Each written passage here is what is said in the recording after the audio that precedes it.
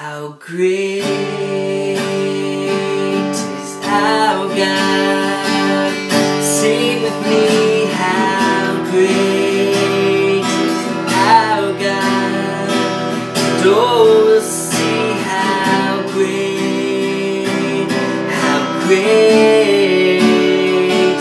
is our God.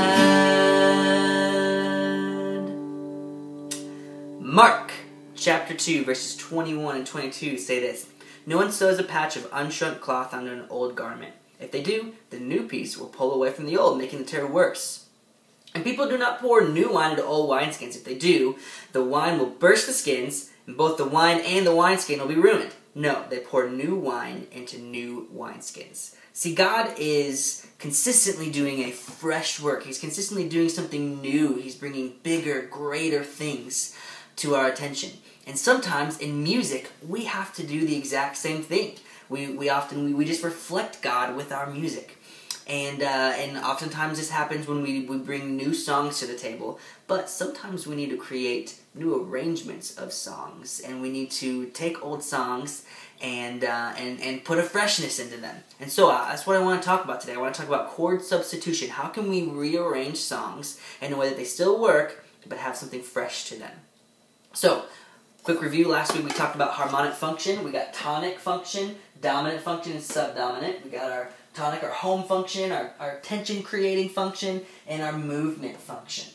Now, each function in a specific key signature has a major and a minor chord that fulfills said function. Our tonic function is the 1 chord, obviously, but also a minor 6 chord, an A minor in the key of C, is going to be a tonic chord. You can finish the song on an A minor. It'll still work. The dominant function is our 5 chord or a minor 3 chord, and the subdominant function is a 4 chord or a minor 2 chord. So, logically, if we substitute one chord for the other, it would work in that specific song. Let me play How Great Is Our God. We're in the key of G, and I'm just going to switch the same chord for the other one. Check this out. How great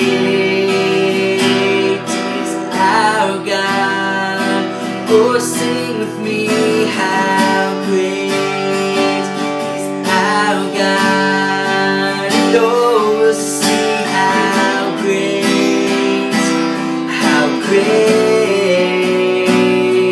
is our God. Now, when I switched those chords around, it gave the song a very different feel. It had kind of a darker feel. It needs to go somewhere. I need to do the chorus again, but have that more brighter major feel to finish off the song. So do you see how we can use chord substitution to kind of bring a little flavor into our worship? Sometimes it's great to even switch out the chord. For one specific Sunday, you do the chorus twice, you switch it up one chorus to the next. So, chord substitution. I want to switch gears here and talk about one more thing, which is secondary dominant chords, which is a dominant chord other than one of these two that is leading to a dominant chord. Let me explain. Let's say in the key of C, I've got my G is my dominant chord. But I want a chord to lead me to that G. I can actually use, in the key of G, the dominant chord would be D major. So, if I'm in the key of C, I can actually use the chord D major to lead me to that G, which will then lead me to that C. Oftentimes you want to use a 7th when you're doing this, but check this out. If I'm in the key of C, I'm going to go to a D major chord here. Has a bright feel, it's kind of neat, and then I go back to this G.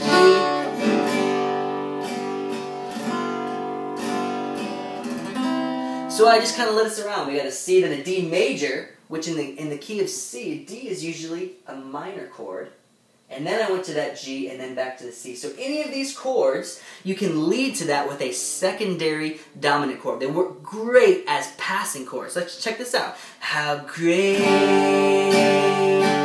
is our God? Oh, sing with me, how great. What I did, we're going to an E minor there, so I use a secondary dominant, a B major chord, to then lead me to that chord. Secondary dominants can be really useful in creating a freshness and creating something new in our songs. They work great as passing chords, and also if you're writing a song, it can give you some creative ideas that are not necessarily in that specific key. Alright, so I've got 2 challenges for you this week. Number 1, take any worship song and just switch the chords around. Try to come up with a unique arrangement of that song. Using chords that provide the same function, so the song's general movement of music remains the same, but we can kind of use a little bit different emotion. Also, try to start throwing some secondary dominants in, especially when you're writing songs. It can be very useful. All you do is whatever chord you're trying to lead to, you pretend you're in that key for a second and use that dominant chord. And try to use some secondary dominants to help lead into specific chords or specific ideas. You can create some really unique emotion when you do these arrangements. It just gives you the ability to take it to the next step and creating that moment that you want to create with our Creator. Alright? So, it's the Christmas season. We're going to take a couple weeks off of Cultivate, and then in January we're going to start up with a new theme. We're putting a close on the music theory, and we're starting a brand new theme, which is band theory. We're going to dive into a band, how it works, what each part consists of, what is necessary, what is not necessary, how we can fulfill our function to the best of our ability while stepping out of the way of what everyone else is doing. Really excited to step into this next theme. So study up your music theory and get ready to jump into band theory. Cultivate.